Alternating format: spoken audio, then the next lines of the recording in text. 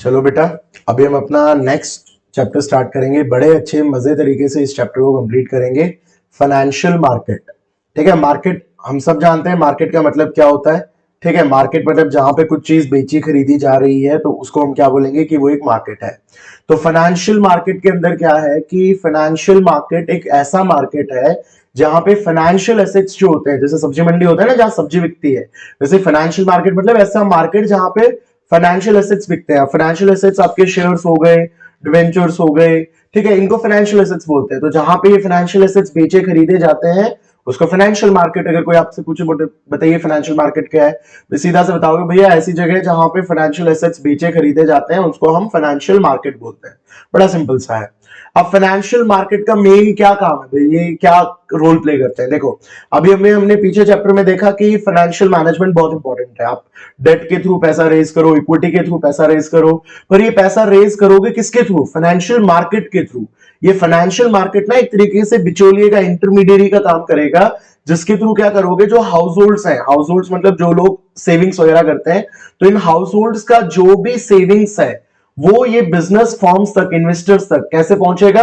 एक लिंक होगा, वो लिंक कौन होगा? Financial market. तो बताइए फाइनेंशियल मार्केट क्या है? ये जो कंपनीज है, कॉर्पोरेट्स है, इनको फंड्स अवेलेबल कराता है, फंड्स इनके पास पहुंच जाए, तो वो एक इंटरमीडिएरी का काम कौन करता है? फाइनेंशियल मार्केट करता है। देखिए इसका काम क्या होता है? Allocation of funds. तो ये जो फंड्स का अलोकेशन होता है, ठीक है, तो ये देखिए दो चैनल होते हैं जिसके थ्रू फंड्स का अलोकेशन हो सकता है। एक तो बैंकों के थ्रू, हम लोग अपना पैसा बैंक को देंगे, बैंक इन कंपनियों को लोन दे देगा, तो एक तो बैंकों के थ्रू चला गया इनके पास पैसा, और दूसरा क्या है? फाइनेंशियल मार्केट के थ्रू। हम लोग फाइनेंशियल मार्केट थ्रू इन्वेस्टर्स को पैसा देंगे। जैसे लेट्स से मेरे पास 1 लाख रुपए एक्स्ट्रा है, सरप्लस पड़ा हुआ है, तो 1 लाख रुपए को मैं सोच रहा हूं कि कहीं ऐसी जगह इन्वेस्ट करूं मुझे जहां से बहुत अच्छा रिटर्न मिले। तो अगर मैं इस 1 लाख रुपए की एफडी कराऊंगा, फिक्स डिपॉजिट कराऊंगा, तो रेट ऑफ इंटरेस्ट 5%, 6% होगा, बहुत कम होगा। ठीक है, तो बाद अगर मैं कहीं पे भी इस 1 लाख रुपए को इन्वेस्ट करूंगा उसका जो रिटर्न होगा कम होगा। मैंने सोचा कि क्यों ना मैं 1 लाख रुपए के शेयर्स खरीद लूं या 1 लाख रुपए के डिबेंचर्स खरीद लूं, तो जहां पे इंटरेस्ट रेट 12% होगा, 14% होगा, तो इंटरेस्ट रेट ज्यादा होगा, तो मेरे को ज्यादा बेनिफिट मिलेगा। तो फाइनेंशियल मार्केट क्या करता है? जो भी हाउस होल्ड्स हैं, हाउस होल्ड्स के जो सेविंग्स होती है उसको इन इन्वेस्टर्स, इन कंपनीज तक पहुंचाता है। ठीक है, तो इससे क्या फायदा मिलता है? देखिए इससे हमें एक तो फायदा मिलता है कि हमारी जो सेविंग्स होती है उन सेविंग्स को एक बेटर चैनल मिल जाता है जिसके थ्रू वो प्रोडक्टिव यूज में आ सके। अगर मान लो एफडी कर दी तो एफडी का क्या ही फायदा है, वैसे ही पड़ी रहेगी। ठीक है, लेकिन अगर आपने इसको किसी इन्वेस्टर को दे दिया तो आपको भी अपनी सेविंग्स पे बेटर रिटर्न मिलेगा, और वो इन्वेस्टर जो होगा, जो कंपनी होगी, वो भी आपके उस सेविंग को यूज करके, आपके उस पैसे को यूज करके अपने आप को ग्रो कर पाएगी, एक्सपैंड कर पाएगी।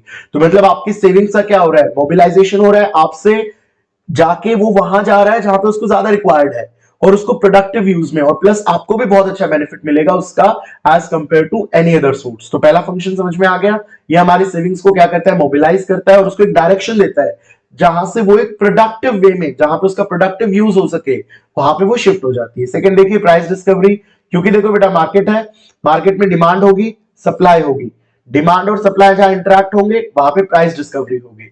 तो ये सिंपल सी बात है, मार्केट है तो वहां पे बायर भी होगा, सेलर भी होगा, बायर होगा तो डिमांड होगी, सेलर होगा तो सप्लाई होगी, जहां डिमांड सप्लाई मीट हो जाएंगे वहां प्राइस डिस्कवरी हो जाएगी। बड़ा इजी सा है।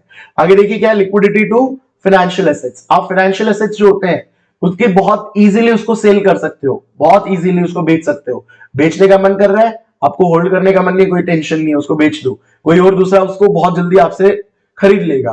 तो मतलब आपके फाइनेंशियल एसेट को बहुत जल्दी आप कैश में कन्वर्ट कर सकते हो। तो इसका मतलब क्या हो गया कि आपके फाइनेंशियल एसेट्स को क्या मिल गई? लिक्विडिटी मिल गई। और यहाँ पे कॉस्ट ऑफ ट्रांजेक्शन्स भी क्या हो जाती है? रिड्यूस हो जाती है। आपका टाइम, एफर्ट, वेस्ट, क्योंकि सारी इंफॉर्मेशन आपको रहती है तो आपका टाइम बचता है, एफर्ट्स बचता है। ठीक है, तो आपको क्या होता है? कोई एक दूसरे को ढूंढने की जगह नहीं है, सब ऑनलाइन माध्यम से, इंटरनेट के थ्रू होता है, तो आपको कोई फिजिकली कहीं जाने की जरूरत नहीं होती है। ठीक है, तो आप बहुत इजीली अपने घर पे बैठ के अपने लैपटॉप से, मोबाइल से इन चीजों को कर सकते हैं, तो आपकी कॉस्ट भी रिड्यूस हो जाती है। तो फंक्शंस क्या है? फाइनेंशियल मार्केट क्या है? ऐसा मार्केट जहां पे, yes very good, financial assets क्या होते हैं? बेचे खरीदे जाते हैं। ये आपकी बेसिकली इतना सा कंसेप्ट याद रखो, एक बिचौलिए का काम करता है, इंटरमीडिएरीज का काम करता है between the सेवर्स and the investors. हम हाउस होल्ड क्या होते हैं? सेवर्स, कुछ सरप्लस पैसा है उसको इस फाइनेंशियल मार्केट के थ्रू इन्वेस्टर्स तक पहुंचाते हैं और इन्वेस्टर्स उनसे एसेट्स वगैरह खरीद के प्रोडक्टिव वे में यूज करते हैं। ठीक है, तो क्या फंक्शन हो गए फाइनेंशियल मार्केट के, हमारे सेविंग्स को मोबिलाइज करता है और उसको प्रोडक्टिव यूज में उसको लेके जाता है। उसके बाद यहाँ पे डिमांड सप्लाई दोनों होती है, इसलिए प्राइस डिस्कवरी होती है। हमारे एसेट्स को, हम फाइनेंशियल एसेट्स को कभी भी मन किया तो बेच दिया, ठीक है, तो हमें जो हमारे फाइनेंशियल एसेट्स है बहुत जल्दी किसमें कन्वर्ट हो जाते हैं, कैश में कन्वर्ट हो जाते हैं। मतलब क्या मिल जाती है हमें, वेरी गुड, लिक्विडिटी मिल जाती है। उसके बाद कॉस्ट ऑफ ट्रांजैक्शन रिड्यूस होती है, सब इंटरनेट के थ्रू है, ऑनलाइन माध्यम के थ्रू है, आपको कोई फिजिकल कहीं जाने की जरूरत नहीं है, सारी इंफॉर्मेशन आपको घर पे बैठे ब्राउचर्स वगैरह के थ्रू मिल जाती है। तो यहाँ पे क्या होती है, कॉस्ट ऑफ ट्रांजैक्शन भी क्या होती है, रिड्यूस होती है। तो फटाफट से अपने आप वीडियो को पॉज करके दोबारा से ऐसे बोलो और अपने आप को ये चीज याद हो जाएगी। इसके बाद देखिए फाइनेंशियल मार्केट, दो टाइप के मार्केट होते हैं इसके अंदर, एक होता है कैपिटल मार्केट और एक होता है मनी मार्केट। जल्दी जल्दी करेंगे, capital market, money market. Capital market मतलब ऐसा मार्केट जहां पे आपको लॉन्ग टर्म और मीडियम टर्म फंड्स आप जहां से अरेंज कर सकते हो। अगर आपको लंबे समय के लिए पैसा चाहिए, मीडियम टर्म के लिए पैसा चाहिए, तो आप कहां जाएंगे, कैपिटल मार्केट। अगर मुझे 1 साल के लिए पैसा चाहिए, शॉर्ट टर्म के लिए चाहिए, तो मैं कहां जाऊंगा, मनी मार्केट। जल्दी बोलो, 1 साल के लिए पैसा चाहिए, कहां, मनी मार्केट। लंबे समय के लिए पैसा चाहिए, capital market. Very good. Second, risk किसमें ज्यादा होगी, ऑब्वियसली कैपिटल मार्केट में ज्यादा रिस्क है, क्योंकि यहां लंबे समय के लिए पैसा दिया जाता है, तो यहां पे ज्यादा रिस्क है। और मनी मार्केट में शॉर्ट टर्म के लिए पैसे का अरेंजमेंट होता है, तो वहां कम रिस्क है। जो मनी मार्केट है उसकी कोई फिजिकल लोकेशन नहीं है, सब इंटरनेट के थ्रू, फोन्स के थ्रू, कम्युनिकेशन के थ्रू होता है। लेकिन जो कैपिटल मार्केट है उसकी फिजिकल लोकेशन प्रेजेंट है। मनी मार्केट में टेलीफोन, इंटरनेट का यूज होता है, और आप एक तरीके से याद रखते हैं कि कैपिटल मार्केट में आप, जैसे सेकेंडरी मार्केट होगा उसमें आप स्टॉक एक्सचेंज का एग्जांपल याद रखेंगे।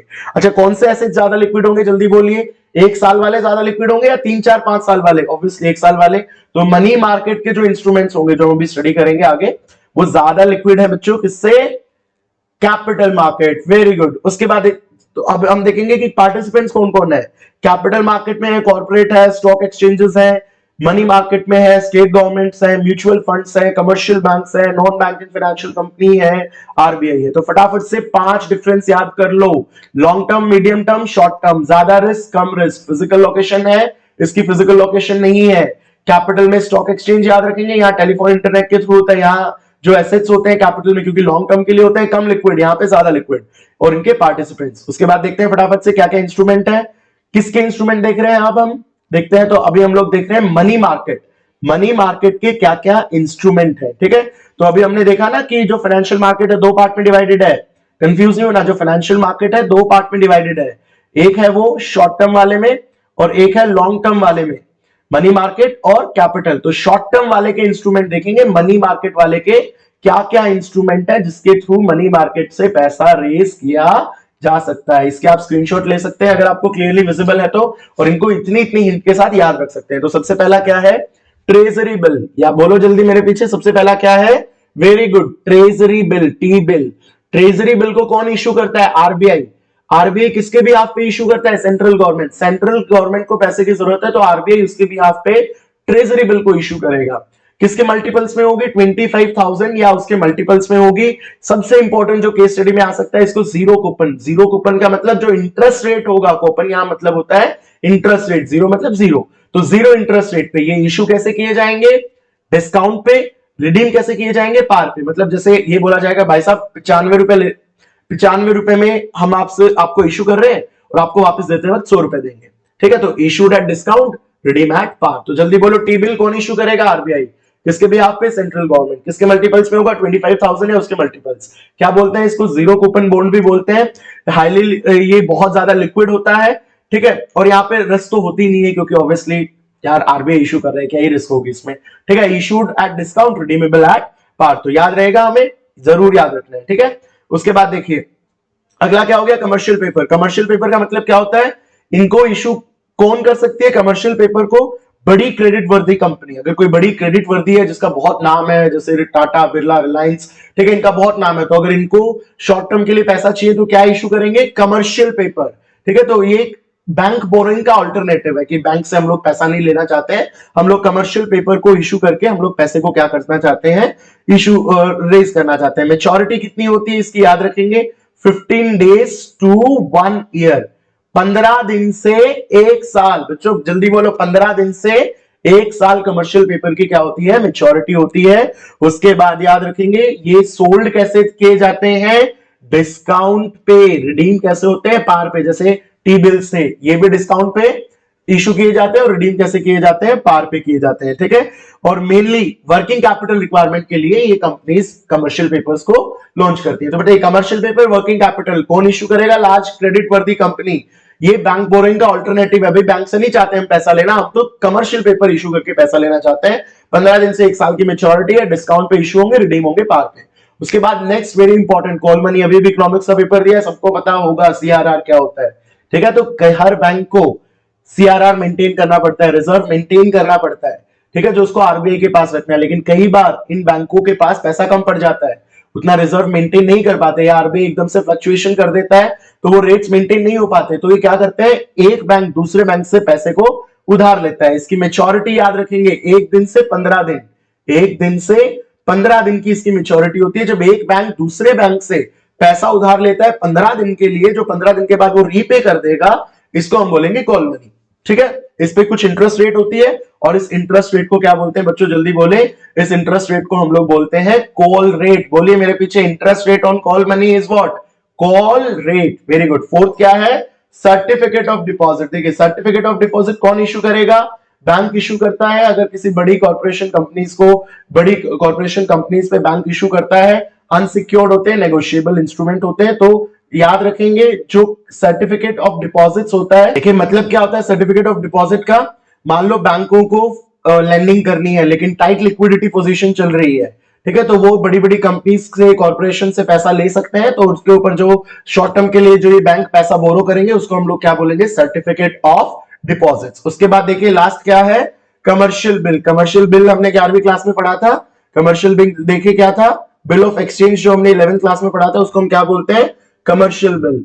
अगर एक बायर है एक सेलर है, अगर बायर उधार पे सामान ले रहा है तो सेलर एक बिल बनाएगा, उस बिल पे बायर का साइन लेगा, जिसपे बायर ये इंश्योर करेगा कि वो इतने दिन मेच्योरिटी के बाद सेलर को इतनी पेमेंट करने वाला है, उसमें 3 ग्रेस डेज हम लोग ऐड कर देंगे। इसको हम लोग क्या बोलते हैं, commercial bill. Bill of exchange 11वीं क्लास वाला याद रखो, 11वीं क्लास वाला bill of exchange is what, commercial bill. मतलब जब उधार पे आप खरीदते हो, पैसा नहीं देते हो, तो सेलर आपको एक बिल बना के देता है जो एक नेगोशिएबल इंस्ट्रूमेंट होता है शॉर्ट टर्म, कि आपको पैसा देना ही देना है उस मेच्योरिटी पे।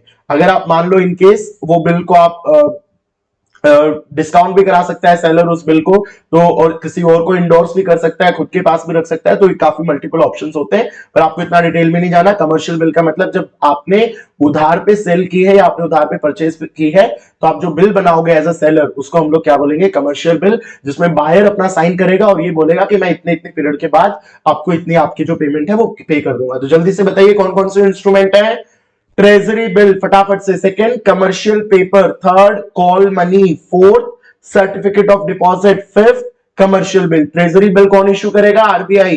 किसके भी आप पे, central government. Commercial paper large credit वर्दी कंपनी, ये कीवर्ड्स याद रखें। Call money one bank on another bank. Certificate of deposit banks issue करेंगे किस पे, कॉर्पोरेट हाउसेस पे, जब उनको फंड्स की रिक्वायरमेंट होगी लेंडिंग के लिए। और कमर्शियल बिल क्या होगा, जब एक व्यक्ति ने दूसरे व्यक्ति से उधार पे सामान खरीदा है, तो वो जो बिल लॉन्च करेगा उधार पे, जिसमें वो प्रॉमिस करेगा कि मैं इतने टाइम बाद इतनी पेमेंट कर दूंगा, उसको हम लोग क्या बोलेंगे, कमर्शियल बिल। बहुत इजी है बेटा, बहुत अच्छे से पढ़ रहे हो, वेरी गुड।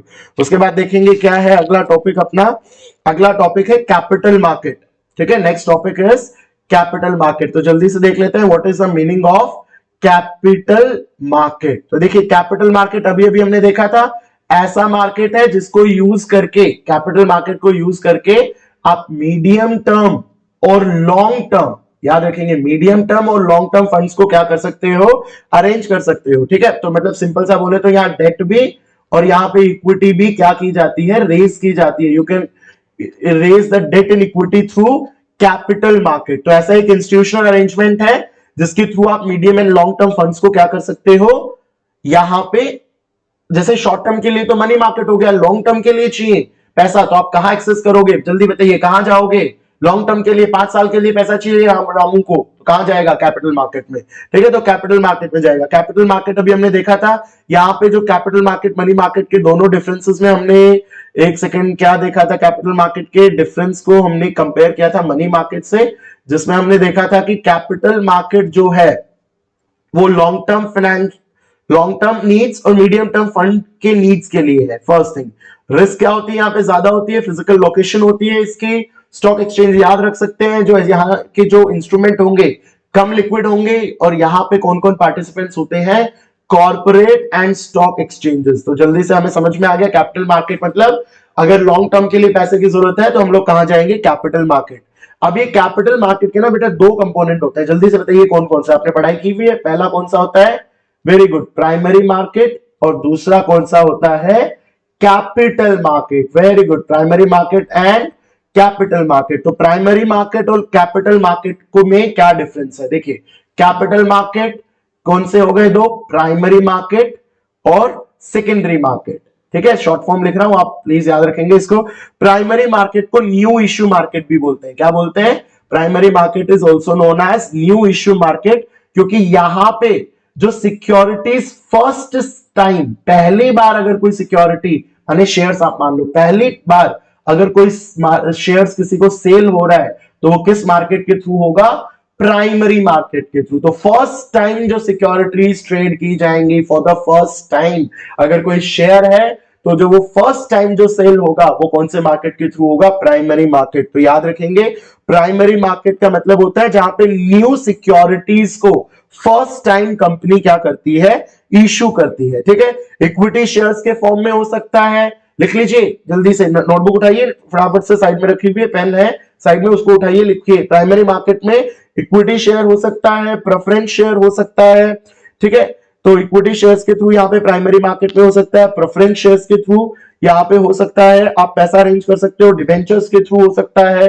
ठीक है, ये सब लोन्स के थ्रू हो सकता है, डिपॉजिट्स के थ्रू। याद रखेंगे फर्स्ट टाइम होगा लेकिन ये, ठीक है, न्यू इश्यू मार्केट बोलते हैं इसको। ठीक है, इसके पार्टिसिपेटर्स कौन से होते हैं, इन्वेस्टर्स, बैंक, लिखो फटाफट, बैंक होते हैं, फाइनेंशियल इंस्टीट्यूशन होते हैं, इंश्योरेंस कंपनीज होती हैं, म्यूचुअल फंड्स होते हैं, और ये सब होते हैं। ठीक है, किसी को नया प्रोजेक्ट करना है, या जैसे लेट्स से मुझे ही कोई नया प्रोजेक्ट स्टार्ट करना है तो मैं पहली बार अगर पैसा रेंज करने जाऊंगा तो प्राइमरी मार्केट से। डाइवर्सिफाई करना है, किसी को मॉडर्नाइजेशन करना है, किसी को मर्ज करना है, टेक ओवर करना है, तो इन सब चीजों के लिए आपको जब पैसा चाहिए पहली बार आप कहां जाएंगे, प्राइमरी मार्केट में। ठीक है, और उसके बाद एक बार प्राइमरी मार्केट में, जैसे देखिए यहां पे एक बार लेट्स से कि ये एक्स है, एक्स ने सिक्योरिटीज खरीदी वाई कंपनी की। ठीक है, एक्स ने वाई कंपनी की सिक्योरिटीज खरीदी फॉर द फर्स्ट टाइम, तो ये कौन से मार्केट के थ्रू होगी, जल्दी बोलो, फर्स्ट टाइम है तो प्राइमरी मार्केट। अब एक्स ने 2 साल तक ये सिक्योरिटीज होल्ड की, 2 साल के बाद इसने इस सिक्योरिटीज को जी को सेल कर दिया।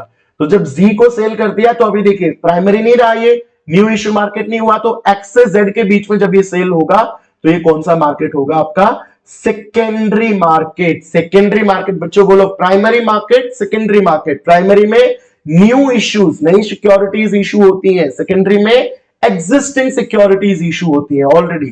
पहली बार कंपनी से फाइनेंशियल मार्केट के थ्रू जब किसी सेवर के पास, इन्वेस्टर के पास शेयर्स जा रहे हैं, न्यू इश्यू, फिर इन्वेस्टर टू इन्वेस्टर, फिर दूसरा इन्वेस्टर टू इन्वेस्टर, फिर यहां पे कौन सा मार्केट स्टार्ट हो जाएगा आपका, सेकेंडरी मार्केट। तो अभी हमें आई होप कि क्लियर हो गया होगा कि प्राइमरी मार्केट और सेकेंडरी मार्केट में एक हल्का सा डिफरेंस क्या है। अब देखिए हम लोग देखते हैं कि जब भी आपको प्राइमरी मार्केट से पैसा रेंज करना है तो आपका क्या क्या मेथड है फ्लोटेशन का।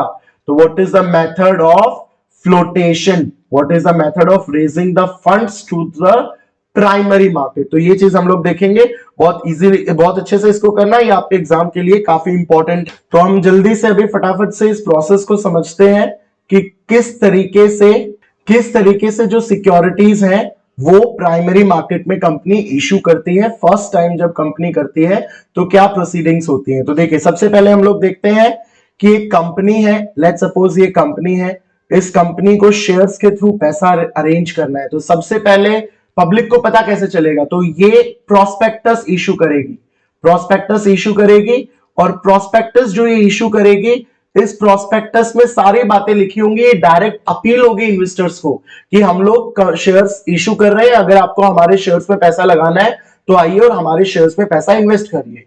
एक तरीके से एडवर्टीजमेंट आप बोल सकते हैं, मैगजीन्स, न्यूज़पेपर में किया जाएगा, और ये जो प्रोस्पेक्टस होगा ये एक ऐसी डॉक्यूमेंट होती है जिससे आप पब्लिक को कहते हैं कि आओ हमारी कंपनी में पैसा लगाओ, हमारी कंपनी में पैसा इन्वेस्ट करो। ठीक है, तो प्रोस्पेक्टस जो एक डॉक्यूमेंट होती है वो सेबी की गाइडलाइन से बनती है, तो ये चीज याद रखेंगे। तो इन्होंने क्या किया, कंपनी ने सबसे पहला काम इनको प्रोस्पेक्टस के थ्रू पब्लिक को क्या करना है, इन्विटेशन देता है। जैसे शादी का कार्ड का इन्विटेशन देता है ना, कि शादी के कार्ड का इन्विटेशन दिया फिर हम लोग शादी में जाएंगे, ऐसे हमें कैसे पता चलेगा कि शादी हो रही है या ये हो रहा है, तो कार्ड आएगा जब भी तो जाएंगे, या बिना कार्ड के चले जाएंगे। जैसे आजकल तो लोग बिना कार्ड के भी चले जाते हैं, कोई बात नहीं, लेकिन यहां नहीं होता ऐसा। यहां क्या होता है, हम लोग पहले प्रोस्पेक्टस को इशू करते हैं, अपनी जनरल पब्लिक को बोलते हैं कि भैया हम लोग शेयर्स इशू कर रहे हैं, भैया आ जाइए पैसा लगाइए अपना। ठीक है, तो इसको क्या बोलेंगे, इशूइंग द प्रोस्पेक्टस या ऑफर थ्रू प्रोस्पेक्टस। उसके बाद क्या करते हैं, यहां पे हम सीधा पब्लिक को नहीं बेचेंगे, सीधा शेयर्स हम लोग पब्लिक को ट्रांसफर नहीं करेंगे, याद रखेंगे हम लोग कुछ इंटरमीडियरीज हैं। ठीक है, जैसे इशूइंग हाउसेस हैं कुछ, या कुछ ब्रोकर्स हैं, तो इन इशूइंग हाउसेस और ब्रोकर्स को शेयर्स देंगे instead of giving the shares directly to the public.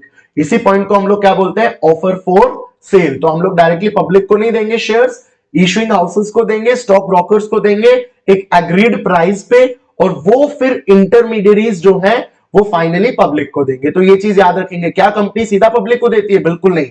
Company किसको देती है, स्टॉक ब्रोकर्स को, जो बीच में इशूइंग हाउसेस होते हैं उनको, और उनके थ्रू फिर वो पब्लिक के पास जाते हैं। इसमें थर्ड एक कंसेप्ट है प्राइवेट प्लेसमेंट। प्राइवेट प्लेसमेंट का मतलब क्या होता है कि कंपनी के कुछ इंडिविजुअल होते हैं, सिलेक्टेड इंडिविजुअल, जो पसंदीदा लोग होते हैं ना, जैसे बोल रहे हैं ये मेरा पसंद, ये मेरा फेवरेट है, ये मेरा फेवरेट हीरोइन है, ये फेवरेट एक्टर है, तो ऐसे ही कंपनी के कुछ सिलेक्टेड इंडिविजुअल होते हैं। तो पहले पब्लिक से पहले ऑब्वियसली उनको प्रायोरिटी दी जाएगी। तो इन सिलेक्टेड इंडिविजुअल्स को जब हम लोग शेयर्स देते हैं कंपनी, तो उसको क्या बोलती है, प्राइवेट प्लेसमेंट। सिलेक्टेड इंडिविजुअल्स को जब कंपनी शेयर्स इशू करती है। ठीक है, उसके बाद देखिए, इसके बाद हम लोग प्रायोरिटी देते हैं जो अपने एग्जिस्टिंग शेयर होल्डर्स होते हैं, उनको बोलते हैं कि भाई एग्जिस्टिंग शेयर होल्डर, भैया तुम पहले से इस कंपनी के मालिक हो, बताओ हम लोग और शेयर इशू कर रहे हैं, तुम्हें चाहिए या नहीं चाहिए। तो एग्जिस्टिंग शेयर होल्डर्स को जब शेयर्स ऑफर किए जाते हैं तो इसको बोलते हैं राइट इशू। तो फाइनली पहले प्रिविलेज दी सिलेक्टेड इंडिविजुअल्स को, याद रखेंगे, फिर privilege the existing share holders को। फाइनली हम लोग क्या करते हैं, कंपनी क्या है, एक एग्रीमेंट में जाती है, किसके साथ, कंपनी गई एग्रीमेंट में, किसके साथ, स्टॉक एक्सचेंज में, जिसमें वो अब कंपनी क्या करती है, पब्लिक को स्टॉक एक्सचेंज के थ्रू शेयर्स को सेल करती है। तो इसको बोलते हैं EIPOs। तो देखिए, issue security through online system, ठीक है, स्टॉक एक्सचेंज के थ्रू, ऑनलाइन सिस्टम के थ्रू पब्लिक को शेयर सेल किए जाते हैं, कंपनी एग्रीमेंट में जाती है स्टॉक एक्सचेंज के थ्रू। मतलब फाइनली प्रोसेस क्या है, फाइनली जो प्रोसेस होता है वो होता है EIPOs का। ठीक है, तो EIPOs, अब देखिए केस स्टडी है कि अतुल जैन है, सीईओ है कंपनी को, वो डाइवर्सिफाई करना चाहते हैं। ठीक है, उन्होंने बोला कि हम लोग अपने कुछ सिलेक्टेड इंडिविजुअल को पहले प्रायोरिटी देना चाहते हैं, तो सिलेक्टेड इंडिविजुअल को प्रायोरिटी देंगे, तो बताइए ये कौन सा हो गया, तो ये प्राइवेट प्लेसमेंट हो गया। वो जब बोलेगा केस स्टडी में कि हम लोग एग्जिस्टिंग शेयर होल्डर को देना चाहते हैं, तो वो क्या हो जाएगा, राइट इशू। तो फटाफट से सबसे पहले कंपनी क्या इशू करेगी बच्चों, जल्दी बोलो, प्रोस्पेक्टस। इन्विटेशन होगा, शादी की कार्ड याद रखेंगे वैसा इन्विटेशन। प्रोस्पेक्टस देने के बाद सीधा पब्लिक को शेयर्स नहीं दिए जाएंगे, बीच के जो इशूइंग हाउसेस हैं, ब्रोकर्स हैं, उनको शेयर्स दिए जाएंगे एक एग्रीड प्राइस पे, वो फिर फाइनली पब्लिक को देंगे। उसके बाद कंपनी अपने सिलेक्टेड इंडिविजुअल को प्रायोरिटी देगी, और वो सिलेक्टेड इंडिविजुअल्स जो होंगे उनको पहले पूछा जाएगा। कुछ इंस्टीट्यूशनल इन्वेस्टर्स होते हैं, जो मतलब कुछ फेवरेट इन्वेस्टर्स होते हैं जो हमेशा उस कंपनी में पैसा लगाते हैं, उनसे पूछा जाएगा कि भैया देखो हम लोग शेयर्स इशू कर रहे हैं, आपको चाहिए तो आप ले लीजिए। उसके बाद हम लोग अपने एग्जिस्टिंग शेयर होल्डर्स को बोलेंगे भैया शेयर्स इशू कर रहे हैं, चाहिए तो ले लो। एग्जिस्टिंग शेयर होल्डर को दिया जाएगा प्रेफरेंस, और उसके बाद फाइनली स्टॉक एक्सचेंज के साथ हम लोग जो बच जाएंगे वो पब्लिक को सेल करेंगे, और जो स्टॉक एक्सचेंज के साथ हम लोग क्या कर जाएंगे, एक एग्रीमेंट में कंपनी चली जाएगी, जिसको हम लोग बोलते हैं EIPOs। ठीक है, फटाफट ऑफर थ्रू प्रोस्पेक्टस समझ आ गया, ऑफर फॉर सेल बच्चों को काफी डिफिकल्ट लगता है, इसको समझने के बाद बहुत इजी लगेगा। Private placement, right issues and EIPOs। तो आई होप आपको ये सारे फ्लोटेशन कॉस्ट के जो मेथड्स हैं क्लियर होंगे। केस स्टडी में बिल्कुल गलत नहीं करके आना आपने। अच्छा, अब हमने देख लिया प्राइमरी मार्केट क्या होता है, पहली बार सिक्योरिटीज इशू होती है उसको प्राइमरी मार्केट बोलते हैं। फर्स्ट टाइम जो सिक्योरिटीज इशू होती है उसके क्या क्या मेथड्स हैं, जल्दी से कौन सा मार्केट देख लेते हैं, सेकेंडरी मार्केट, सबसे easy topic secondary market. Secondary market में क्या याद रखेंगे बच्चों, स्टॉक एक्सचेंज। सेकेंडरी मार्केट में क्या याद रखेंगे, स्टॉक एक्सचेंज। और यहाँ पे कौन सी सिक्योरिटीज बेची खरीदी जाती है, जल्दी बोलिए, existing securities. From investor 1 to investor 2 so on so forth, आगे इन्वेस्टर 3 4 5 6। एग्जिस्टिंग यहाँ पे लिक्विडिटीज जो सिक्योरिटीज है उनको सेल किया जाता है। इसको स्टॉक मार्केट भी बोलते हैं, स्टॉक एक्सचेंज भी बोलते हैं, और ये बहुत इंपॉर्टेंट है हमारे कंट्री की इकोनॉमिक ग्रोथ के लिए भी, क्योंकि इसके थ्रू जो सेवर्स का पैसा है वो इन्वेस्टर्स को जाता है और कंपनी अपने आप को क्या कर पाती है, ग्रो कर पाती है। तो आपको याद रखना है what is primary market, what is secondary market, money market, capital market, इनके डिफरेंसेस स्टेप्स पे होने चाहिए। मैं दोबारा लिख देता हूं किस किस के, अभी मैंने आपको करा दिए। प्राइमरी मार्केट क्या होता है, सेकेंडरी मार्केट क्या होता है, उसके बाद ये पहला टिप्स पे होना चाहिए, पीछे से आप देख सकते हैं मनी मार्केट और कैपिटल मार्केट। तो कैपिटल मार्केट कौन सा हो गया, जहां पे long term securities, long term funds raise किए जाते हैं, और शॉर्ट टर्म किए जाते हैं तो मनी मार्केट।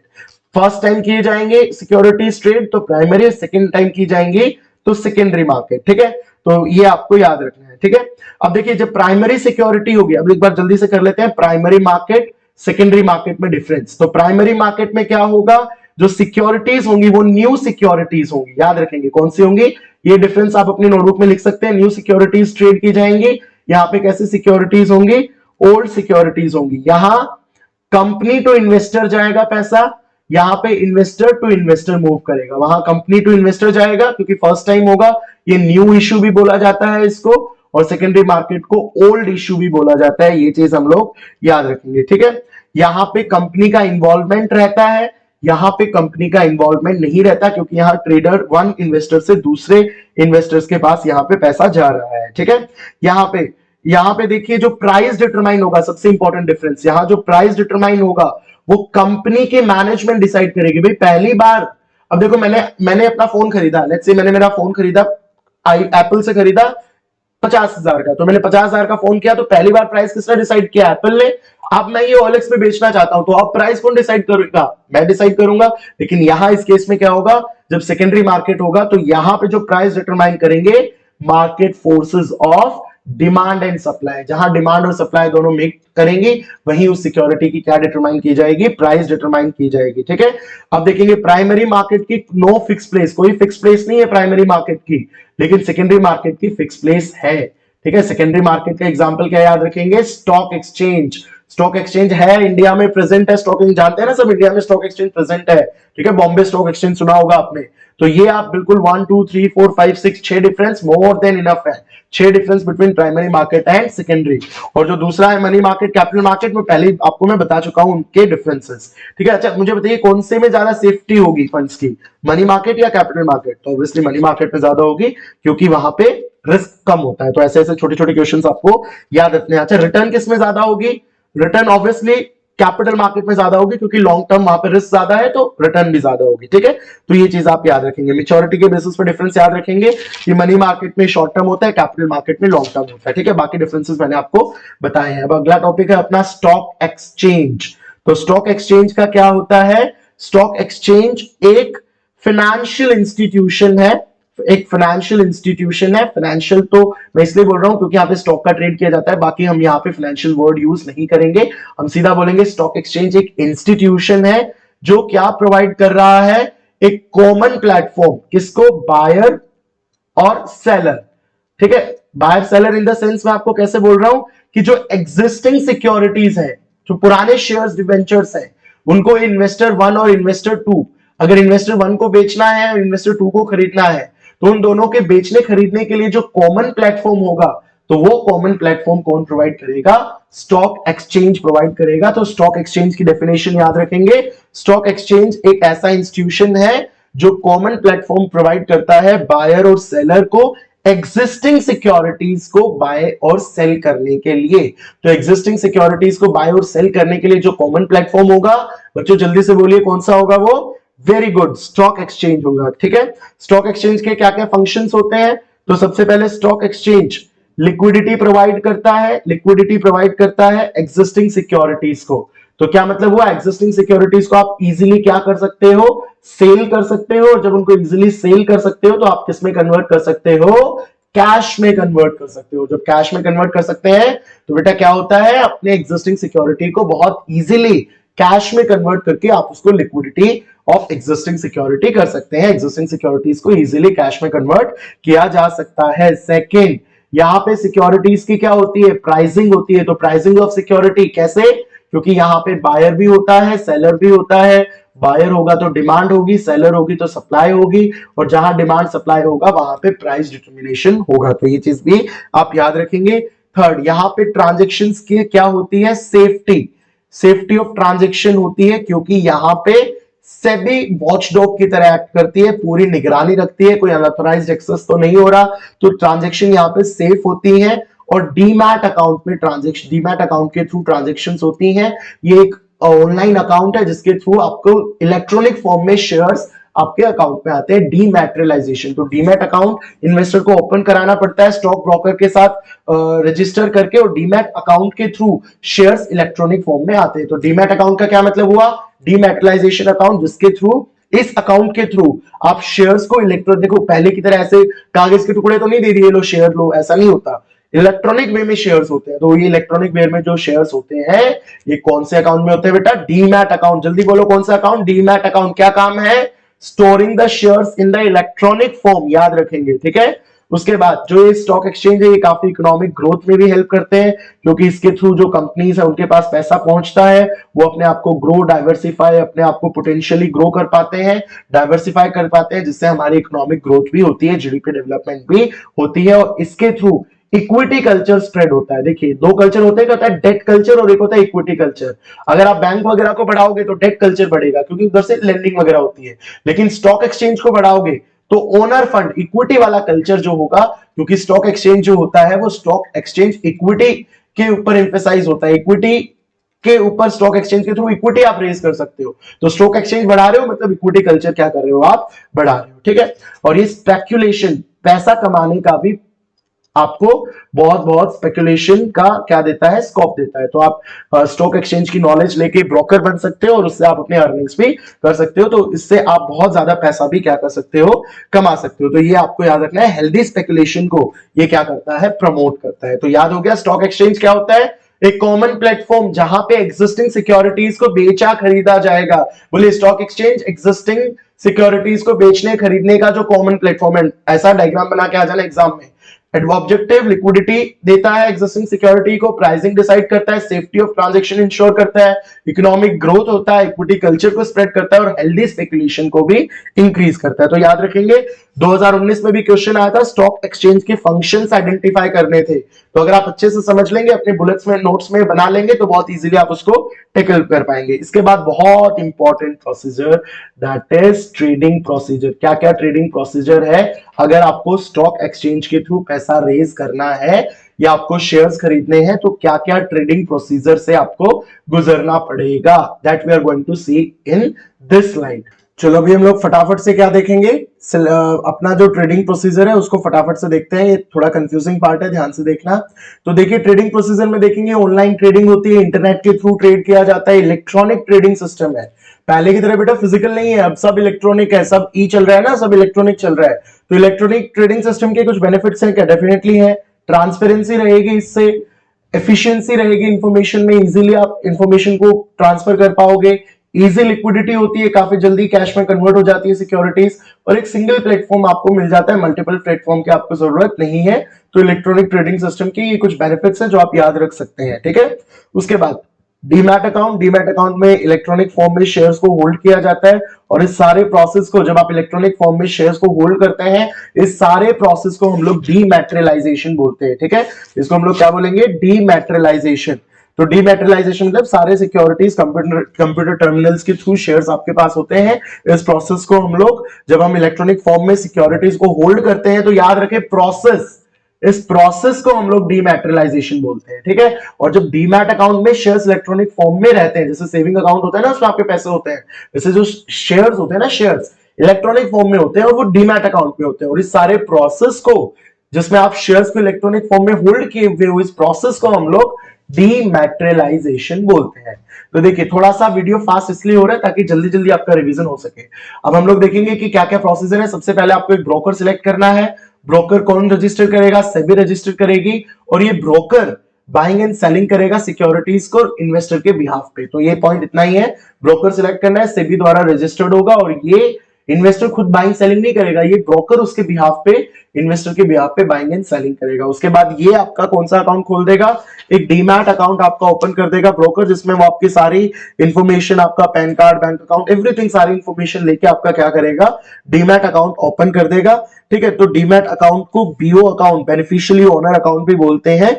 ठीक है, तो ये आप याद रखेंगे, डीमैट अकाउंट क्या कर देगा, बैंक अकाउंट, डीमैट अकाउंट को ओपन कर देगा, जिसमें आपका बैंक अकाउंट से वो लिंक होगा। ठीक है, बैंक अकाउंट से लिंक होगा क्योंकि आपसे पेमेंट भी जाएगी, इसलिए तो ये थोड़ा सा आप याद रखेंगे। उसके बाद placing the order, clear instruction से ब्रोकर इशू करेगा। ठीक है, इन्वेस्टर जो है प्रॉपर आपको कौन से शेयर चाहिए, क्या प्राइस पे चाहिए, तो ये सारी इंफॉर्मेशन जब आप पूरा एग्री हो जाओगे, ठीक है, क्लियर इंस्ट्रक्शंस दी जाएंगी कि कितने शेयर्स चाहिए, किस प्राइस पे चाहिए।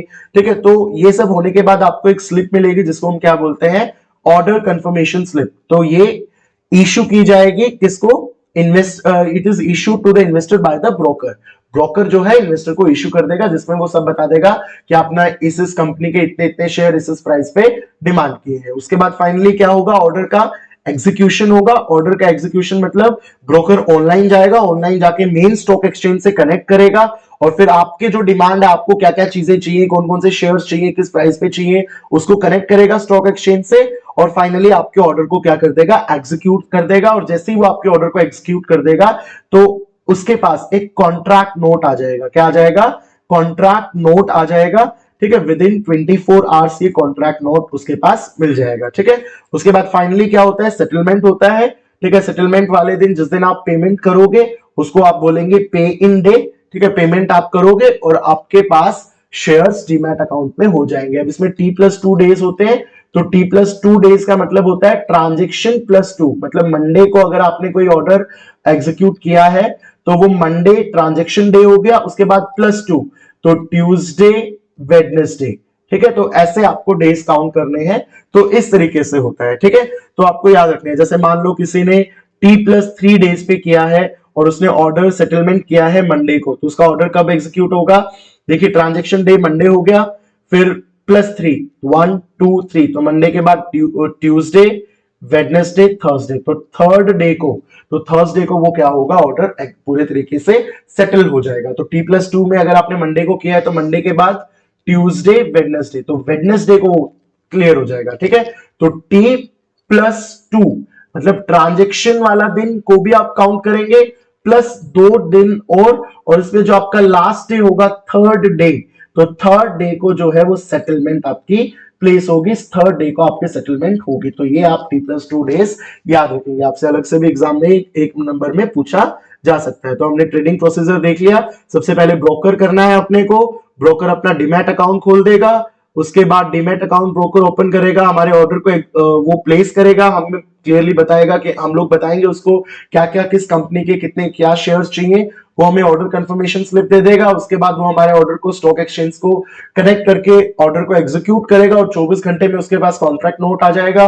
फिर फाइनली हम लोग सेटलमेंट कर देंगे, हम लोग पेमेंट कर देंगे और डीमैट अकाउंट में हमारे डीमैट अकाउंट में शेयर्स इलेक्ट्रॉनिक फॉर्म में आ जाएंगे। T+2 ट्रांजेक्शन होती है, ट्रांजेक्शन डे प्लस 2 दिन और इतने दिन में आपका सेटलमेंट पूरा हो जाएगा, ये आपको याद रखना है। ठीक है, उसके बाद अपना लास्ट टॉपिक है इस चैप्टर का, very important, securities and exchange board of India, SEBI's. SEBI is what, SEBI is the, सबसे पहले कब सेटअप हुआ था, 12 अप्रैल 1988 में सेबी, अप्रैल 1988 में सेबी हमने एस्टैब्लिश किया था एज अ एडमिनिस्ट्रेटिव बॉडी। इसको हमने किया था ताकि एडमिनिस्ट्रेटिव बॉडी, ताकि हमारे यहाँ हेल्दी स्टॉक एक्सचेंज क्या हो सके, ग्रो हो सके, स्टॉक एक्सचेंज में कोई फ्रॉड या कोई मिस्टेक वगैरह ना रहे। तो स्टॉक एक्सचेंज का काम, सेबी का, security and exchange board of India का काम है कि हेल्दी स्टॉक कल्चर हमारे कंट्री में क्या हो, स्प्रेड हो। ठीक है, उसके बाद ये आप याद रखेंगे, इसका हेड ऑफिस मुंबई में है। ठीक है, उसके बाद इसको एडमिनिस्ट्रेशन से स्टैट्यूटरी बॉडी बना दिया गया था। स्टैट्यूटरी बॉडी बनाने का मतलब है कि अब अपने रूल्स रेगुलेशंस ये दे सकती है रिगार्डिंग द स्टॉक एक्सचेंज। तो याद रखेंगे, SEBI will decide the rules and regulations regarding the stock exchange. So SEBI का मेन फंक्शन क्या है, प्रॉपर फंक्शनिंग हो, याद रखेंगे प्रॉपर फंक्शनिंग किसकी, स्टॉक एक्सचेंज की, स्टॉक एक्सचेंज की प्रॉपर फंक्शनिंग हो, ऑर्डरली फंक्शनिंग हो। ठीक है, उसके बाद ये प्रोटेक्ट करती है राइट ऑफ इन्वेस्टर्स, इन्वेस्टर्स के साथ कोई फ्रॉड, धोखाधड़ी, धांधली कुछ ना हो। इन्वेस्टर्स के राइट्स को क्या करती है बच्चे, प्रोटेक्ट करके रखती है। और ये माल प्रैक्टिसेस को अवॉइड करती है, याद रखेंगे, अवॉइड करती है। जो माल प्रैक्टिसेस होती है ना, कई लोग आजकल आपको पता है गलत काम करते हैं, इनसाइड ट्रेडिंग करते हैं, ये सब चीजें करते हैं, ठीक है, तो उनको ये लोग प्राइस रिगिंग जानबूझ के प्राइसेस को बढ़ा देते हैं, ठीक है। इनसाइडर ट्रेडिंग मतलब अपने किसी जान पहचान वालों को पीछे से शेयर्स दे देते हैं, छिपे से जो होता है, तो उसको हम लोग बोलेंगे इनसाइडिंग ट्रेडिंग, ठीक है। मिसलीडिंग स्टेटमेंट्स करते हैं, तो इन सब चीजों की माल प्रैक्टिसेस को ये अवॉइड करती है। और ये कोड ऑफ कंडक्ट डिसाइड करती है, कोड ऑफ कंडक्ट की क्या कोड ऑफ कंडक्ट होना चाहिए ब्रोकर्स का, बैंक्स का, ब्रोकर्स का, किस तरीके से उनको एक्ट करना है, ठीक है, किस प्रोफेशनल वे से कोड ऑफ कंडक्ट से उनको डील करना है, किस तरीके से उनको एक्ट करना है, तो ये सेबी डिसाइड करती है, ठीक है। SEBI is very important organisation. तो सेबी के आपने देखे 3 टाइप के फंक्शंस होते हैं। रेगुलेटरी फंक्शन, इनको तो रट लो इस वाले को बेटा, रेगुलेटरी फंक्शन होता है। दूसरा प्रोटेक्टिव फंक्शन होता है, रेगुलेटरी प्रोटेक्टिव। और थर्ड होता है डेवलपमेंट। 2 फंक्शन हो गए, regulatory function, protective function and development function. Regulatory function में सेबी क्या करता है, जल्दी से बोलो, ब्रोकर्स को रजिस्टर करता है ये, ठीक है, ब्रोकर्स को रजिस्टर करता है, स्कीम्स की इंफॉर्मेशन ये लेता है, इन्वेस्टमेंट स्कीम्स की पूरी इंफॉर्मेशन कलेक्ट करके रखता है, रूल्स उनके रिगार्डिंग बनाता है, ठीक है। और उसके बाद ये फीस वगैरह इम्पोज करता है, फीस पेनल्टीज वगैरह अगर कुछ होता है, कोई गलत प्रैक्टिस करता है तो फीस पेनल्टीज भी ये इम्पोज करता है। प्रोटेक्टिव फंक्शंस में क्या करता है, ये फ्रॉड को प्रिवेंट करता है, फ्रॉड नहीं होना चाहिए, ठीक है। ये इनसाइडर ट्रेडिंग जैसे और प्राइस रिगिंग जैसी गलत प्राइसेस, जानबूझ के प्राइसेस को बढ़ा देना, ऐसी चीजें ना हो, ठीक है। मिस रिप्रेजेंटेशन वाली चीजें ना हो, मिस रिप्रेजेंटेशन ना हो, ठीक है, कोई फ्रॉड वगैरह ना हो, ठीक है। और फेयर ट्रेड प्रैक्टिसेस को क्या करता है, प्रमोट करता है, फेयर ट्रेड प्रैक्टिसेस को ये प्रमोट करेगा। डेवलपमेंट में क्या करेगा, ये सिक्योरिटी मार्केट्स को डेवलप करेगा, ब्रोकर्स को ट्रेनिंग देगा, ब्रोकर्स को, ठीक है, ब्रोकर्स को ट्रेनिंग करके भी ये डेवलपमेंटल फंक्शन को प्ले करेगा, रिसर्च को कंडक्ट करेगा, ठीक है, और बहुत सारे रिसर्च और पब्लिकेशंस को कैरी आउट करेगा। तो ये आप किसके फंक्शन याद रख सकते हैं, सेबी के रेगुलेटरी, प्रोटेक्टिव, डेवलपमेंट। तो आई होप कि आपको सारा चैप्टर क्लियर हुआ होगा। इतना ही है, please subscribe to this channel. Accounts में भी आपके वीडियोस आएंगे और जिसको देखकर आप अकाउंट्स के भी काफी कंसेप्ट सीख पाएंगे, ठीक है। आई होप आप सबको ये सारी चीजें क्लियर हुई होंगी। Thank you.